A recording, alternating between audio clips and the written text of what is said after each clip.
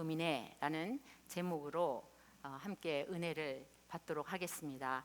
쿠어바디스 도미네. 아마 여러분들 중에 이거를 들으니까 영화가 생각나는 사람도 있겠죠.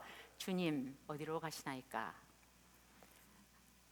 우리는 인생을 살면서 믿음이 충만하여서 마치 예수님을 위하여 목숨이라도 바칠 수 있을 것 같은 때가 있는가 하면, 자괴감과 상실감에 빠져서 하나님을 원망하며 예수님을 알기 전의 삶을 오히려 동경하면서 과거로 돌아가려고 하는 때도 있습니다. 여러분은 영적으로 어떠한 때를 지나고 계십니까? 사도 베드로도 우리와 다르지 않았습니다. 베드로가 가장 힘들어할 때 무엇을 어떻게 해야 할지 모르는 혼돈과 우울의 시간을 보내고 있을 때 부활하신 예수님께서 그를 찾아주셨습니다. 그리고 이 만남을 통해서 베드로는 인생의 방향을 바로잡을 수 있었습니다.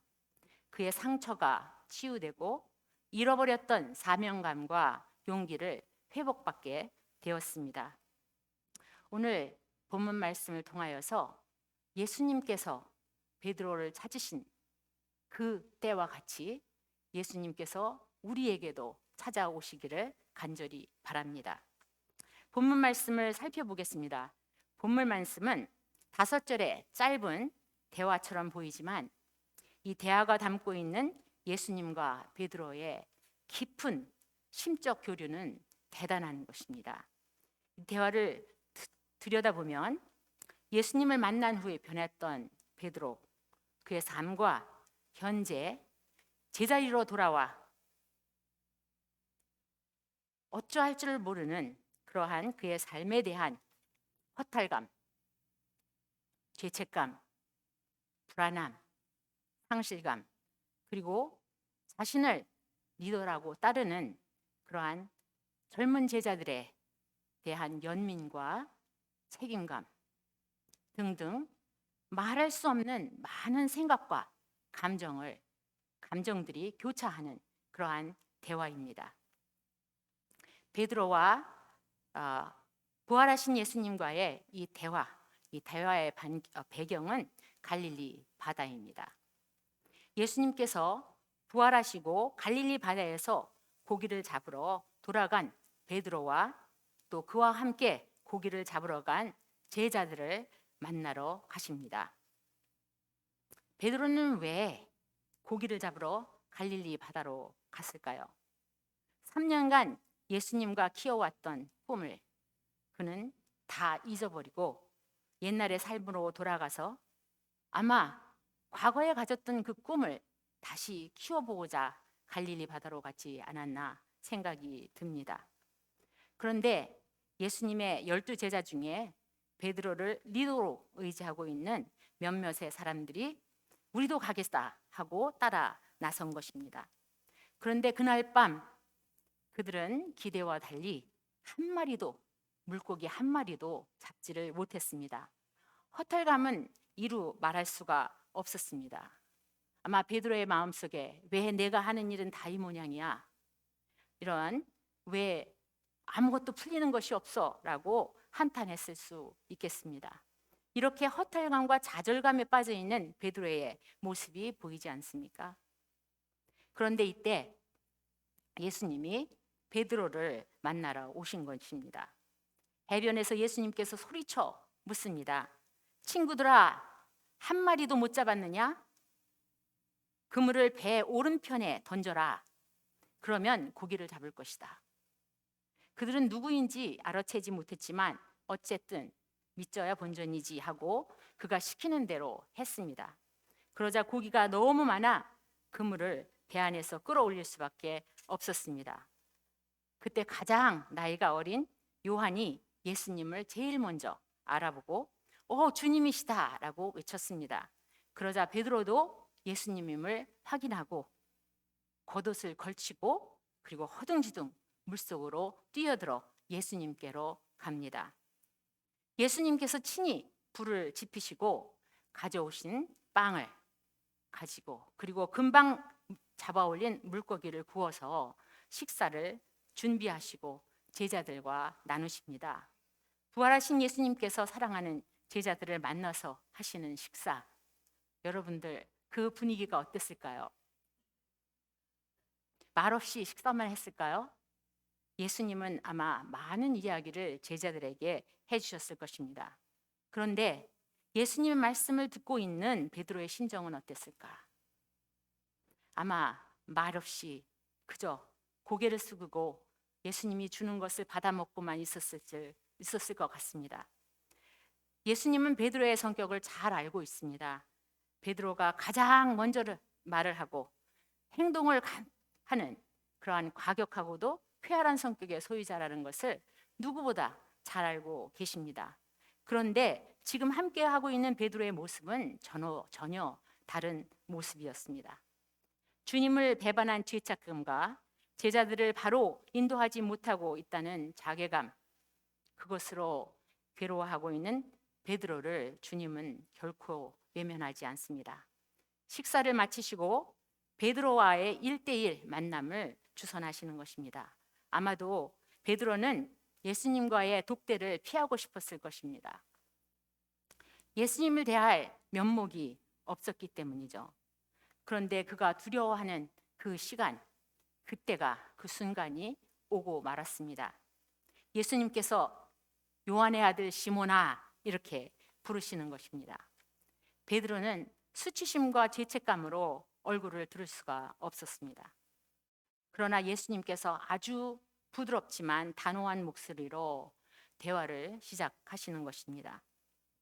예수님께서 손가락으로 주의를 가르치십니다.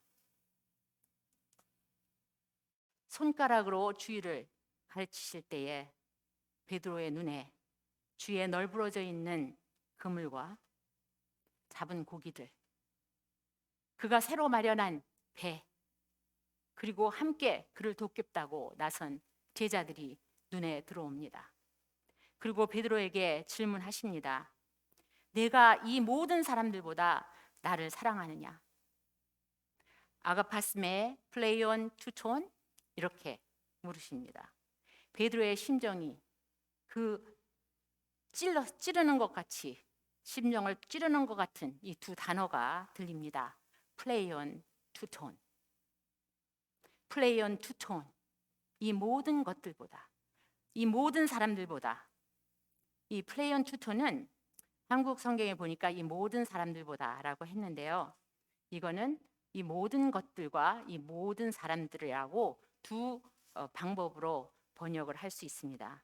아마 예수님께서 가르치실 때에 사람들과 그리고 거기에 널브러져 있는 것들을 가르치신 것 같습니다. 베드로가 주를 따를 때에 버렸던 배, 그물들, 그리고 그의 사업, 그것을 통해 이루려고 했던 성공에 대한 갈망, 부요와 명예, 그리고 그를 따르는 순진한 젊은 제자들까지 모두를 포함하여서 예수님은 그렇게 물으신 것입니다. 내가 어떠한 사람들보다도, 그리고 어떠한 일, 직업, 명예보다도 나를 더 사랑하느냐? 그리고 두 번째, 베드로의 마음을 찌른 단어가 들어옵니다. 바로 사랑하느냐?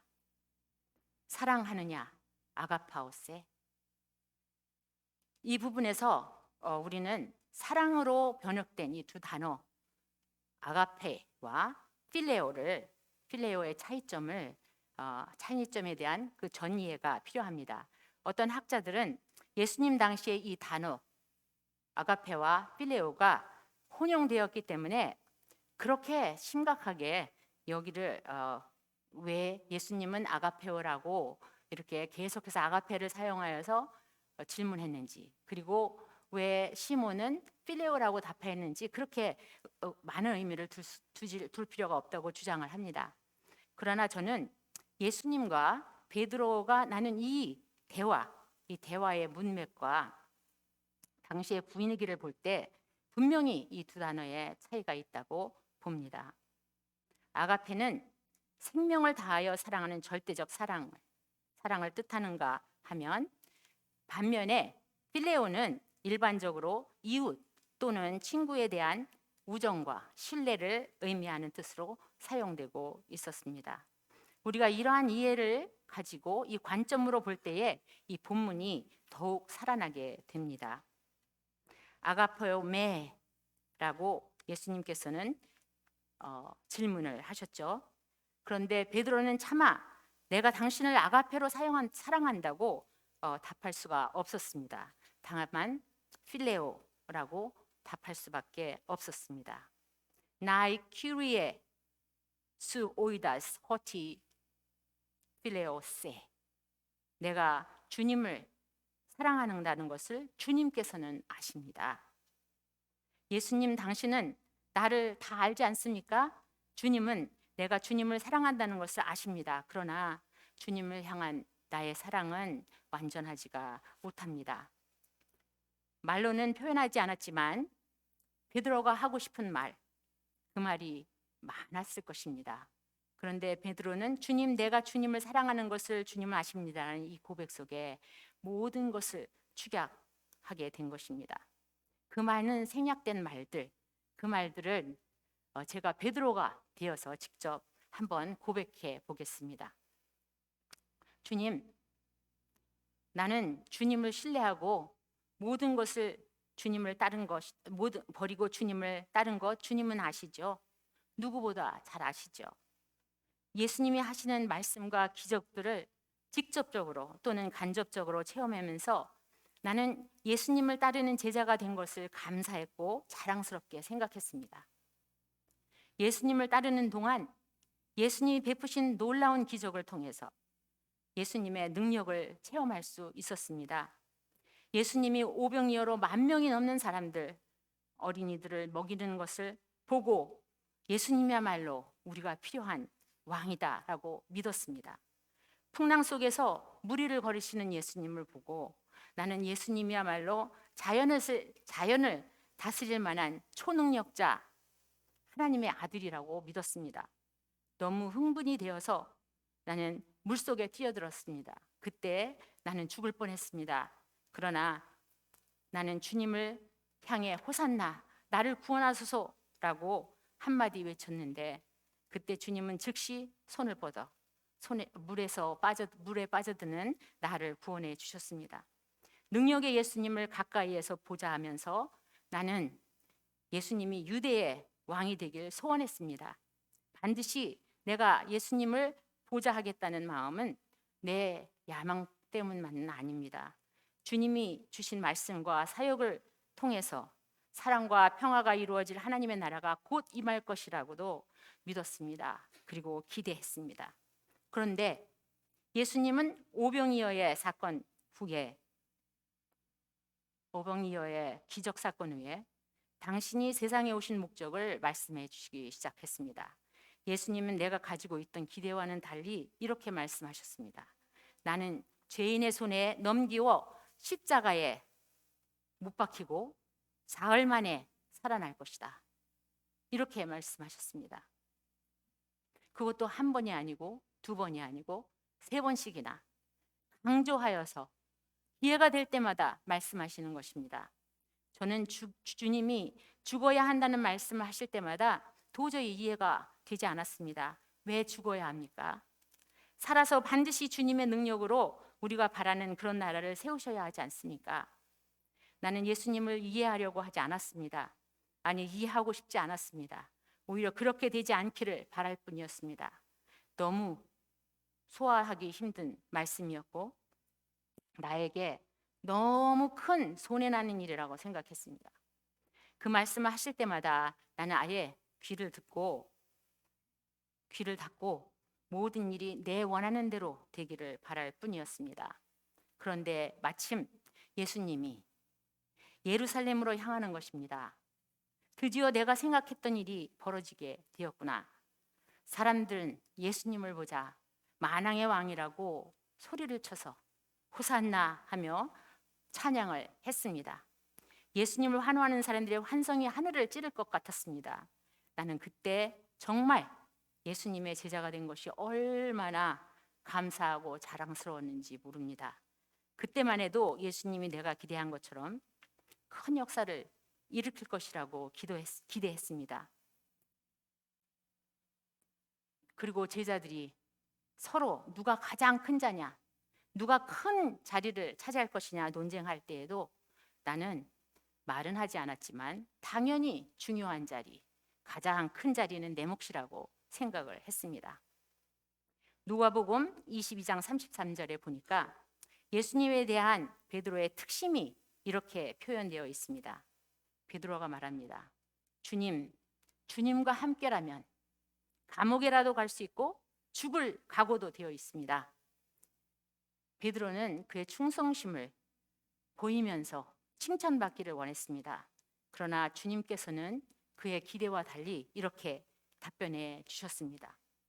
내가 네게 말한다. 오늘 닭이 울기 전에 내가 3번씩이나 나를 모른다고 부인할 것이다. 그렇게 예수님께서 말씀하실 때 나는 믿을 수가 없었습니다.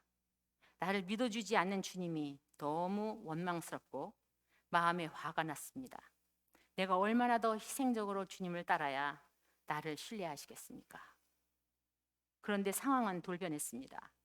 왕으로 등극하실 것이라는 믿었던 우리의 기대가 완전히 어긋나 버리고 말았습니다. 종교 지도자들과 권위자들은 주님을 스스로 하나님의 아들이라고 주장하여서 그는 신성 모독자다, 안식일법을 어긴 죄인이다, 로마를 전복하려고 꾀한 정치적 선동가다, 이러한 제목으로 예수님은 당연히 죽임을 당해야 된다고 주장을 했습니다. 저는 그때까지만 해도 예수님이 어떤 방법으로든 자신의 결백을 증명하고 초인간적인 능력을 발휘하여서 이 땅에 평화의 나라를 이룰 것을 간절히 바라고 또 믿었습니다. 그러나 내 눈앞에 벌어지는 광경은 너무 다른 것이었습니다. 너무도 화려하고 권위 있는 대제사장들과 그리고 서기관들 앞에서 서 있는 주님의 모습은 내가 알고 있는 그분의 모습이 아니었습니다. 너무나도 초라하고 피곤에 젖은 무력자일 뿐 아무것도 아닌 모습이었습니다. 힘없이 주님의 형틀을 받아들이고 계시고 있었습니다. 나는 내게 닥쳐올 죽음에 대해서 두려웠습니다. 내 신변이 안전하지 않다는 것을 느꼈습니다. 이런 위급한 상황에 나는 모든 용기도 의지력도 잃어버리고 절망에 빠져버렸습니다. 법정까지는 내가 따라갔지만 그러나 사람들이 보는 눈이 두려웠습니다. 그래서 나는 최대한 사람들의 눈길을 피하려고 했습니다. 한밤중에 추위가 너무 심해서 나는 모닥불 가까이로 다가갔습니다. 그때에 어떤 하녀가 나를 가리키며 이 사람도 예수와 함께 있었어 라고 말하는 것입니다. 나는 바로 그 하녀에게 여보시오, 나는 예수를 모르고 라고 말하면서 예수님을 부인했습니다. 조금 후에 다른 사람이 다가와 당신도 그들과 한패요. 그러자 나는 이 사람아, 나는 아니야 라고 예수님을 2번째 부인했습니다. 약 1시간 후에 다른 사람이 다가와서 분명 이 사람도 예수와 한패요. 이 사람도 갈릴리 출신이니까. 그러자 나는 위기를 느꼈습니다. 그래서 더욱 힘을 주어 강조하면서 여보시오, 나는 당신이 무슨 말을 하는지 도무지 알 수가 없다 라고 3번째 예수님을 부인했습니다. 그때 예수님이 말씀하신 대로 새벽닭이 울었습니다. 그리고 주님께서 다 알고 있다는 듯이 나를 바라보셨습니다. 내 눈이 주님의 눈과 마주칠 때에 나는 오늘 닭이 울기 전에 내가 나를 3번 모른다고 부인할 것이다 라고 하신 주님의 말씀이 생각났습니다. 그렇게 나는 절대 그럴 리 없다고 호언당담했지만 나는 나는 죽음의 두려움 앞에서 예수님에 대한 신의를 저버리고 말았습니다. 나는 더 이상 그곳에 머물 수가 없었습니다. 나는 통곡하며 뛰쳐나왔습니다. 예수님을 부인한 나의 연약함과 예수님을 배신한 내 자신을 나는 절대 용서할 수가 없었습니다. 얼마 전만 해도 내가 주님과 함께라면 감옥에도 갈 수 있고 죽을 준비도 되어 있습니다 라고 장담했는데 말입니다. 나는 주님이 나를 가장 필요로 할 때 주님을 배반했습니다. 그리고 도망갔습니다. 그런데 내가 어찌 예수님을 생명을 다해 주님을 사랑한다고 말할 수 있겠습니까? 제가 주님을 사랑하는 줄을 주님께서는 아십니다. 나의 큐리에 수 오이다 소티 필레오 세 라는 대답밖에 할 수가 없습니다. 그런데 예수님께서는 이상하게도 베드로의 대답에 대해서 아무 토를 달지 않으셨습니다. 다만 내 양을 먹이라 라고 말씀하십니다. 그리고 곧이어 두 번째 질문을 던지십니다. 요한의 아들 시몬아, 내가 나를 사랑하느냐? 이번 질문에는 비교할 대상이 없이 단순히 시몬아, 내가 나를 사랑하느냐? 라고 질문을 하십니다. 너는 지금 이 시간 내 모습 그대로 나를 사랑하느냐? 라는 질문입니다. 하나님 앞에 우리는 단독자로 어떤 조건도 없이 적나라하게 그러한 모습으로 서게 됩니다. 그때 예수님은 우리를 향해서 너는 나를 사랑하느냐? 너는 나를 사랑하느냐? 라고 질문하십니다. 베드로에게 너는 나를 사랑하느냐? 라고 물으신 예수님의 이 동일한 질문이 우리에게도 던져질 것입니다. 여러분은 너는 나를 사랑하느냐? 이 질문은 예의 없이 저에게도 던져졌습니다. 그리고 예수님께서 이 질문을 가지고 저에게도 다가오셨습니다. 저는 1979년도에 밴쿠버로 이민을 왔습니다. 그때 당시에는 밴쿠버 전역에 한인교회가 5개가 있었습니다.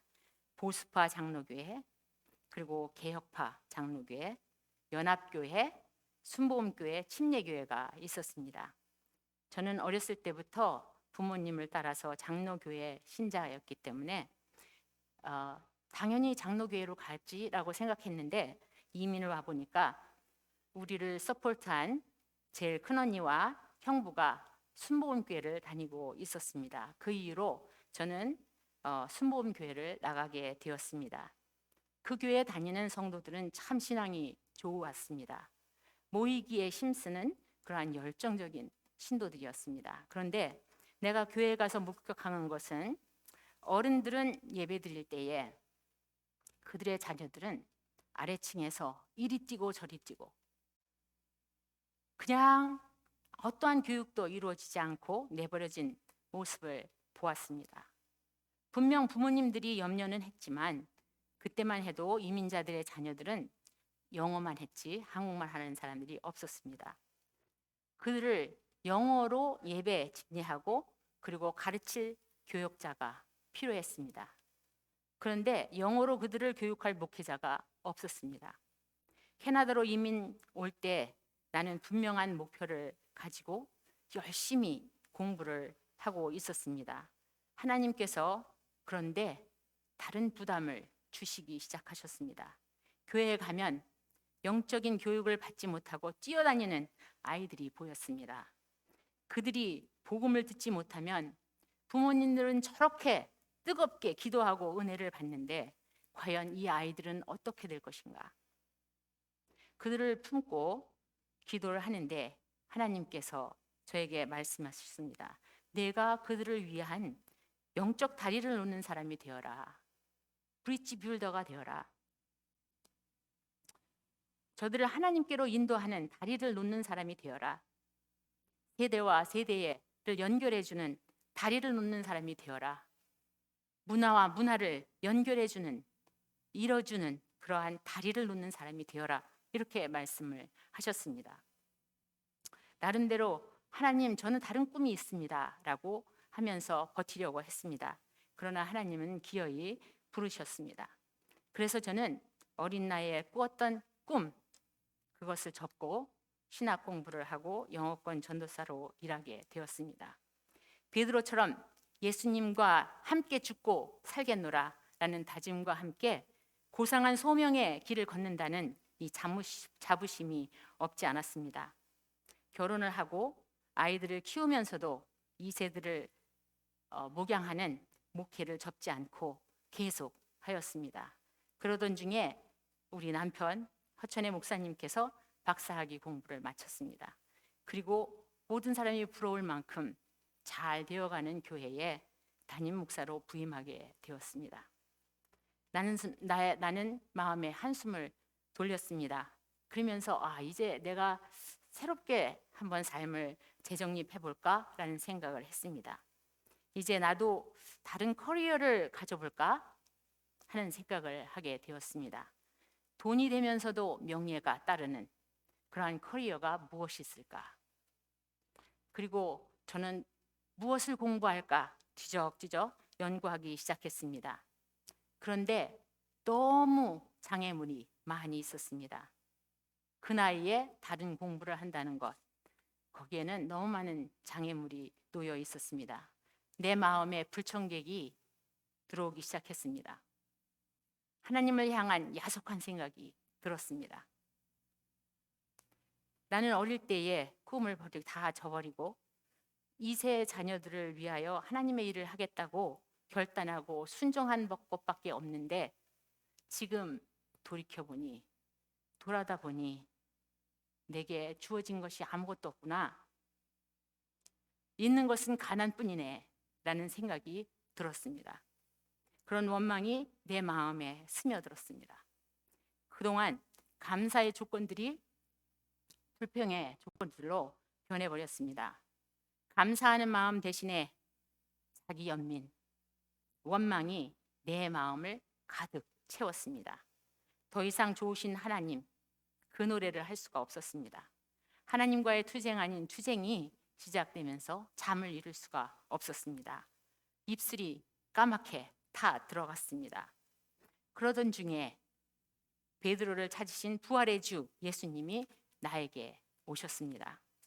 헨리 나우엔의 With Open Hands라는 책을 통해서 나를 찾아주셨습니다. 서너 페이지를 읽는데 더 이상 책장을 넘길 수가 없었습니다. 그 책에는 한 노파가 나옵니다. 한 노파가 정신병원에 왔습니다. 그 노파는 손을 꽉 쥐고 있었는데 얼마나 꽉 쥐었는지 아무도 그의 손을 펼 수가 없습니다. 그래서 의사가 두 청년을 불러서 그 노파의 손을 벌리게 했습니다. 손을 벌리자 두 개의 녹슨 동전이 놓여 있었습니다. 그 노인의 전 재산인 것이죠. 그 노파는 그 두 동전을 잃어버리면 더 이상 의지할 것이 없기 때문에 이것을 잃지 않기 위해서 그렇게도 꽉 움켜쥐고 있었던 것입니다. 이 노파의 모습이 바로 나의 모습이었습니다. 그것을 깨닫게 되었습니다. 내가 움켜쥐고 놓을 수 없었던 그 두 개의 녹슨 동전, 바로 그것은 내 마음속 깊이 자리 잡고 있었던, 그리고 그것이 나에게 분노와 원망을 가득하게 한 것이었습니다. 그것은 바로 야망과 욕심이었습니다. 주님을 위해 죽겠노라 장담했지만 정작 버리지 못하고 있었던 그 야망과 욕망이 더 이상 이루어질 수 없다고 확신했을 때에 베드로는 예수님을 3번 부인했습니다. 그 모습이 바로 내 모습과 같은 것이었습니다. 부활의 주 예수님께서 욕심과 야망을 버리지 못하고 소명을 잃어버릴 뻔했던 저 한혜경을 다시 찾으신 것입니다. 너는 나를 사랑하느냐? 라고 질문으로 나를 도전하셨습니다. 나를 찾아주신 부활의 주 예수님께서는 나에게 소명을 굳게 하시고 나로 하여금 더 깊게 하나님의 말씀을 공부하게 하시고 가르치고 목회하는 일을 계속하게 하셨습니다. 하나님을 향한 나의 사랑은 완전하지 못합니다. 하나님을 향한 우리의 사랑은 완전하지 못합니다. 그러나 예수님은 그것을 아시면서도 우리에게 끝까지 내 양을 먹이라 라고 당부하십니다. 세 번째, 예수님이 베드로에게 질문하십니다. 한국 성경과 영어 성경에는 첫째, 둘째 질문과 동일한 질문같이 이렇게 보이지만, 그러나 헬라어 성경을 보면 사이먼 필레이메라고 주님이 물으십니다.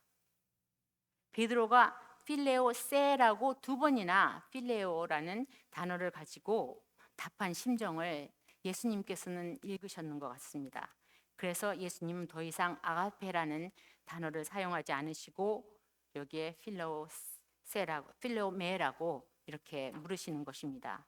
이 간단한 질문 속에 베드로를 향한 예수님의 사랑이 그대로 담겨 있습니다. 그래, 나는 내가 나를 생명을 바쳐 사랑하지 못하는 것을 안다. 그러나 나는 내가 나를 신뢰하고 사랑한다는 너의 고백이 진실임을 안다. 내가 비록 신의 일을 저버린 때가 있었지만 나는 그래도 너를 사랑해. 그리고 나는 너를 믿어.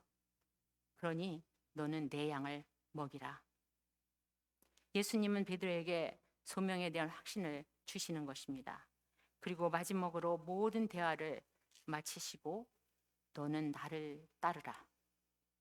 너는 나를 따르라 라고 말씀하십니다.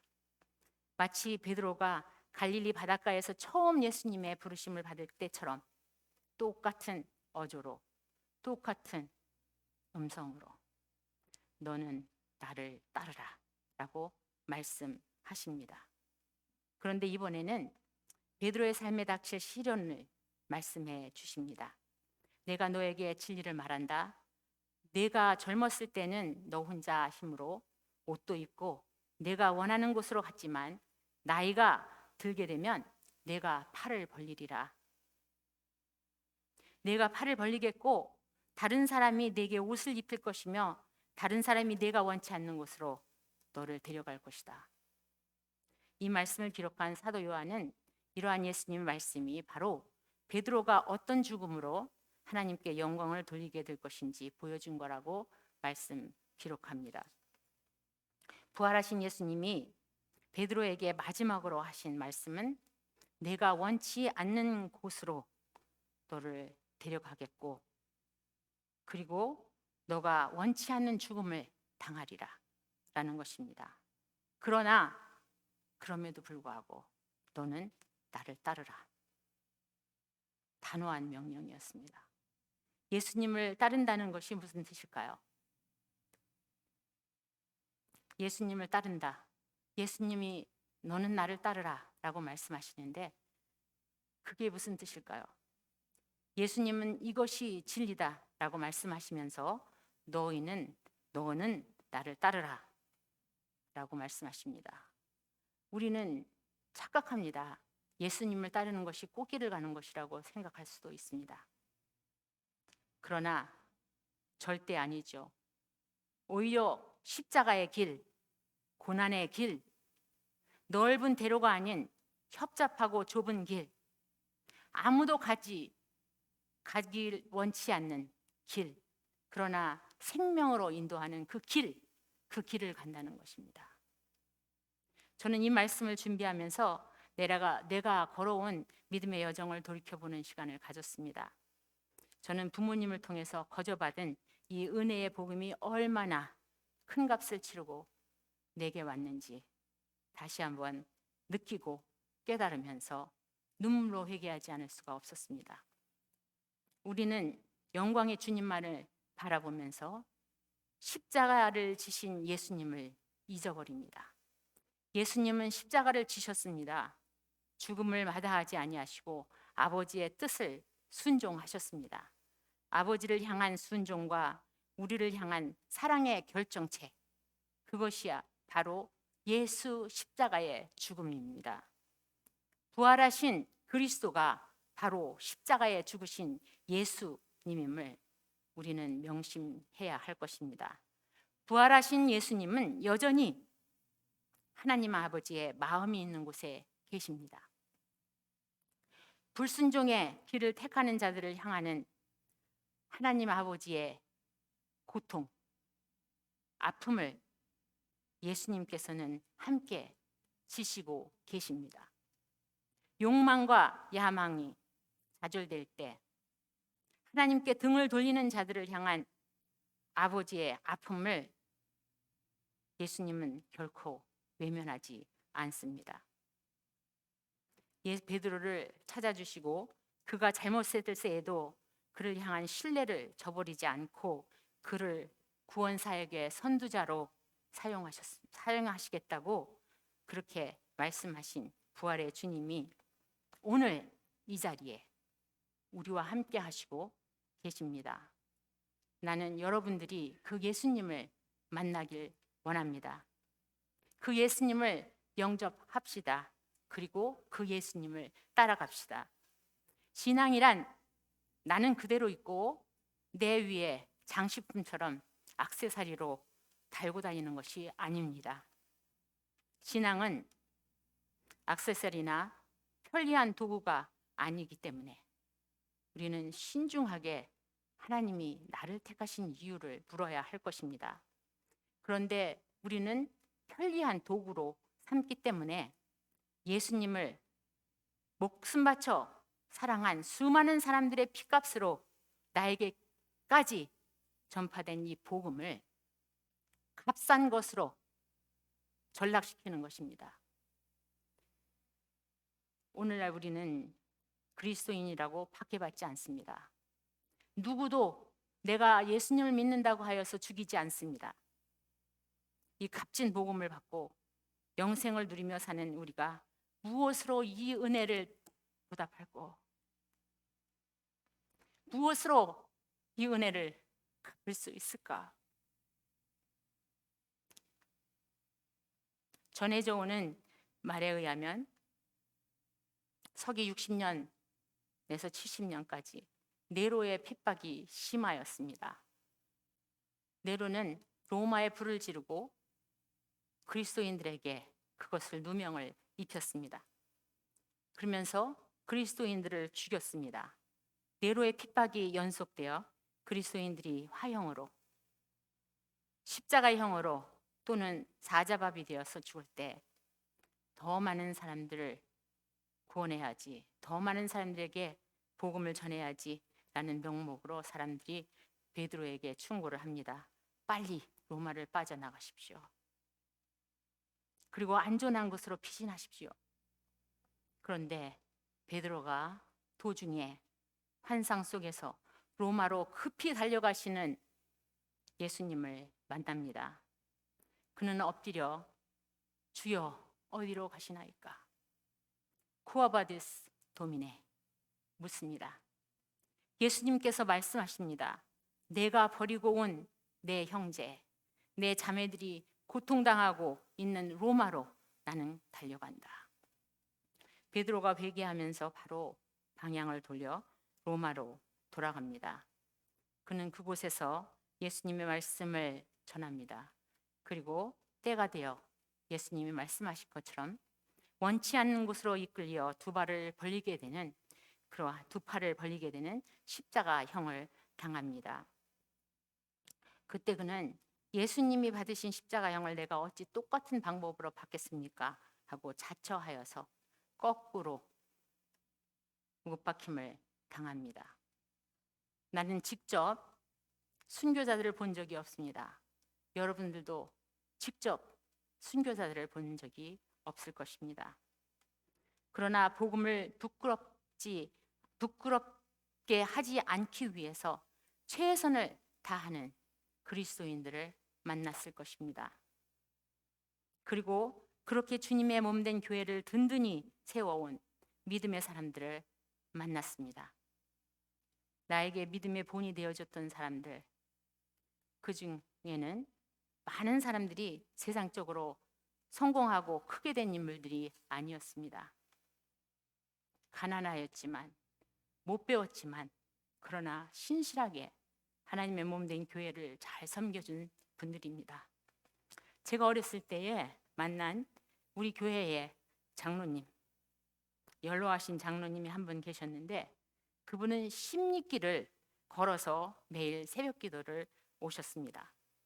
그때에는 버스도 별로 없고 그냥 걸어 다니는 때였습니다. 제가 꽤 나이가 많은 거죠. 그런데 그 장로님이 십리길을 걸어서 매일 새벽 기도를 오셔요. 그리고 우리는 그때에 그분이 가시는 때가 우리가 등굣길 하이였었어요. 그래서 만나서 알 수가 있죠. 그분은 가까운 곳에 큰 교회가 2개가 있습니다. 근데 그것을 지나서 자기가 섬기시는 그 교회에 오셔서 기도하시는 것이에요. 굳이 섬기는 교회에 오기 위하여서 큰 2교회를 지나 1시간 길을 걸어서 눈이 오나 비가 오나 새벽 제단을 지키시는 것이에요. 그런 분들 때문에 복음이 세대를 거쳐서 전파되게 되는 줄 믿습니다. 설교를 준비하던 중에 그분과 같은 사람들이 내 주위에 많다는 사실을 깨닫게 되었습니다. 그 장로님은 손대벽 장로님인데, 그 장로님은 십리를 걸어서 교회에 왔어요. 그런데 생각해 보니 우리 교회 권사님들과 집사님들은 100리나 되는 거리를 버스를 타고 전철을 타고 그리고 또 걸어서 새벽 기도에, 수요예배에, 그리고 주일 예배를 거르지 않고 오신다는 사실을 깨닫게 되었습니다. 그뿐 아니라 1시간 넘어요. 드라이브 하면서 그 먼 길을 우리 성전을 찾아서 오는 성도들이 있다는 사실이 예사가 아니라는 것을 다시 한번 깨닫게 되었습니다. 말씀의 교회에 이런 분들이 계시기 때문에 우리 교회가 든든히 세워지고 그리고 복음이 세대를 거쳐 전파되는 줄 믿습니다. 우리가 받은 이 복음이 얼마나 값진 것인지, 그런 헌신을, 그런 고난을 자처하시겠습니까? 우리는 신앙적으로 안일해질 때 여지없이 내버렸던 부습을 찾아 떠납니다. 탐욕과 야망을 찾아 돌아갑니다. 그때 나는 여러분들이 나를 따르라 라고 하시는 예수님의 그 음성을 다시 듣기를 기도합니다. 베드로전서 4장 14절에 베드로는 너희가 그리스도의 이름으로 고난을 받으면 복 있는 자라. 너희가 그리스도의 이름으로 고난을 받으면 복 있는